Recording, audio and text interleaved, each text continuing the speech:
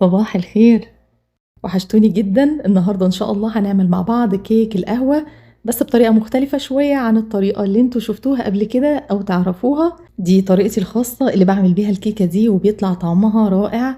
أولًا بتطلع هشة جدًا، بتبقى طرية وmoist من جوه وبتدوب كده في البُق، ميكس النكهات اللي فيها رائع. ما تنسوش لايك للفيديو لو عجبكم، ولو مش مشتركين في القناة اشتركوا عشان ما تفوتكمش وصفاتنا الجامدة اللي جاية.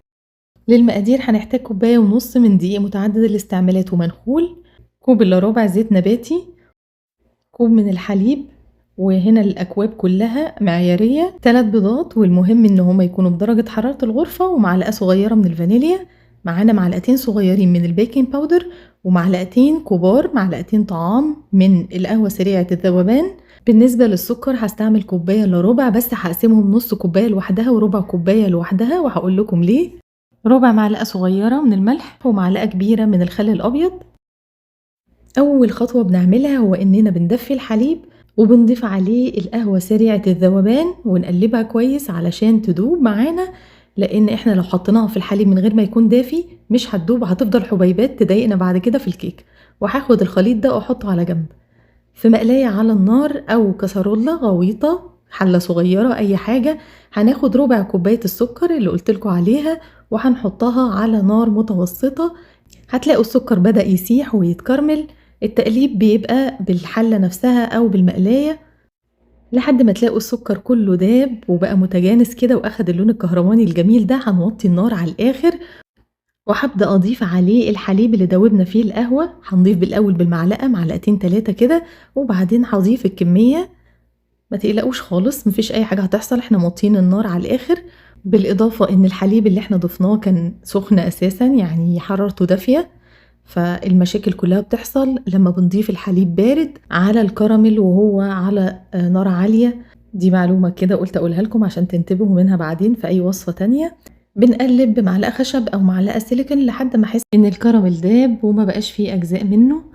هحط الزيت واقلب تقلبتين. اولا الزيت هيساعد ان ما يبقاش فيه اي تكتلات وما فيش حاجه لازقه. زي ما انتم شايفين السائل عندي بقى جاهز والريحه خطيره، البيت كله ريحته قهوه بالكراميل لكم ان تتخيلوا. فين اللي بيحبوا الكراميل مكياتو. وهفضي السائل اللي عندي في باول واسيبها على جنب لان هو سخن طبعا جدا، فهسيبه شويه عبال ما اكمل بقيه الخطوات. في بوله كبيره هنحط ال3 بيضات وعليهم المعلقه الصغيره من الفانيليا، ممكن سائله او باودر، وهنبدأ بالخفق لحد ما يظهر فقاعات على سطح البيض. كده يبقى هو تمام معايا. هبدأ أضيف رشة الملح، احنا قلنا نص كوباية سكر هي دي اللي هستعملها مع البيض. هضيفها على 3 مراحل، وكل مرحلة هفضل أضرب البيض لحد ما السكر يدوب تماما. هتلاقوا الخليط نفش معاكم وبقى عامل زي السحابة بالظبط. آخر إضافة اللي هي معلقة الخل الأبيض، هكمل ضربتين بس لحد ما الخل يختلط بالمزيج اللي عندي، مش عايزة أزود في الضرب. باجيب بقى خليط القهوة والسكر المكرمل، هالاقيه لسه سخن شوية، يعني مش سخونية قوية قوي، لأ هالاقيه سخن مايل للدافي. فهانزله زي سرسوب خفيف كده أو يعني خيط بسيط، وإيديا التانية بالمعلقة في نص الباول بالظبط بتقلب بسرعة.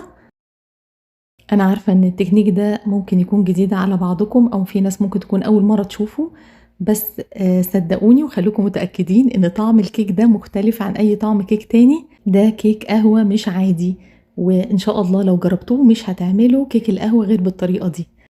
وانس إن الكمية بتاعة الكراميل خلصت خلاص مش هقلب تاني، هسيب بقى المعلقة خالص وهنبدأ نضيف الدقيق. هضيفه على دفعتين، الجزء الأول هحط عليه البيكنج باودر وانخله. طبعا الدقيق اوريدي أنا نخلاه قبل كده، لو حابين تدخلوه مرة واحدة مفيش مشكلة، لكن طبعا النخل مرتين بيفرق جدا في إن الكيكة تطلع سبونج وهشة. التقليب بيكون بخفة من تحت لفوق زي ما انتوا شايفين كده علشان ما خرجش الهواء اللي موجود في البيض. وقفوا تقليب اول ما تلاقوا الدقيق اختفى وانخلوا الجزء التاني. طبعا كيك البرتقال اللي عملته معاكم قبل كده ناس كتير عملته، وفعلا اخدتوا الفكرة اللي قلتلكوا عليها ان ممكن يتعمل بيه تورت بنكهة البرتقال. نفس الكلام عايزة اقوله لكم على الكيك ده، لو حابين تعملوا تورته بنكهة القهوة هتبقى فكرة روعة، واعتمدوا الطريقة دي. الصينية جبتها وبطنتها بورق زبدة ودهنتها بشوية زبدة بسيط. لو حابين تستغنوا عن ورق الزبدة وتكتفوا بان انتوا تدهنوا الصينية اللي عندكم بالزبدة بس كفاية. بعد ما تصبوا الخليط اتأكدوا ان انتوا خبطتوا الصينية كده 3 خبطات عشان تطلعوا اي فقاعات هوا كبيرة موجودة جوه. وبندخل القمر ده بقى على فرن مسخن مسبقا على درجة حرارة 170. بتاخد حوالي من 35 ل 45 دقيقة حسب نوع الفرن اللي عندكم. انا بعد 45 دقيقة كانت تمام. بنفتح الفرن بس ونسيبها تهدى كده جوه الفرن، وبعدين بطلعها اغطيها على طول زي البيبي واسيبها بقى تهدى خالص وهي متغطية.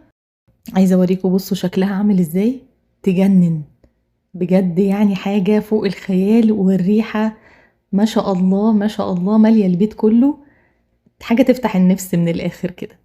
بصوا بقى أنا هعمل إيه بالظبط. أنا هاخدها دايما وش الكيك أو سطحه بيبقى أملس ومفهوش مسام، أما ظهر الكيك اللي انتوا شايفينه ده بيبقى مسامي. أنا عايزة أوريكم بس الكيكة قد إيه طرية ما شاء الله، وباين جدا إنها سبونج. أنا مش محتاجة إن أنا أخرم الكيك الحقيقة، ما بحبش موضوع تخريم الكيك وتشريبه من الوش.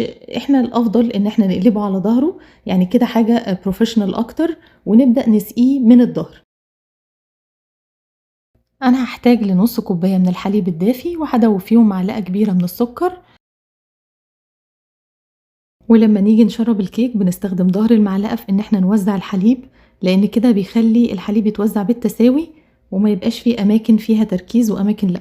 لو حابين تستغنوا عن خطوة التشريب ممكن جدا، لان الكيكة اصلا مايست وطرية. اللهم بارك، لدرجة ان انا ما استعملتش كل كمية التشريب وسبت جزء منها. نيجي بقى لطبقة التغطية. أنا قررت إن أنا أعمل دلجونة، ومعظمكم طبعا أكيد بقى عارفها، بقت مشهورة. هي عبارة عن كميات متساوية من السكر ومن القهوة سريعة الذوبان أي نوع بتستعملوه، ومن المية الباردة. هي التركة فيها إن إحنا بنستعمل مية باردة جدا، ما بنستعملش مية سخنة.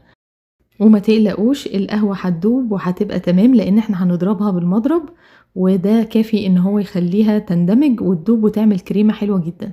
إضافة كمان ضفتها هنا هي نكهة الفانيليا، ضفت معلقة صغيرة، ممكن تضيفوها سائلة أو بودرة. هنبدأ بالخفق على سرعة هادية، وبعدين بعد شوية أول ما الكريمة تبدأ تتماسك هنعلي السرعة، علشان بس لو بدأنا بسرعة عالية هتلاقوا الدنيا كلها بقت مطرطشة ومرشرشة. لتغطية الكيكة طبعا 3 معالق كبار من المية الباردة، و3 معالق كبار من السكر، و3 معالق من القهوة سريعة الذوبان كافيين. أنا هنا عملت ربع كوب عشان أخدت نص الكمية أعمل بيها القهوة بتاعت كل يوم.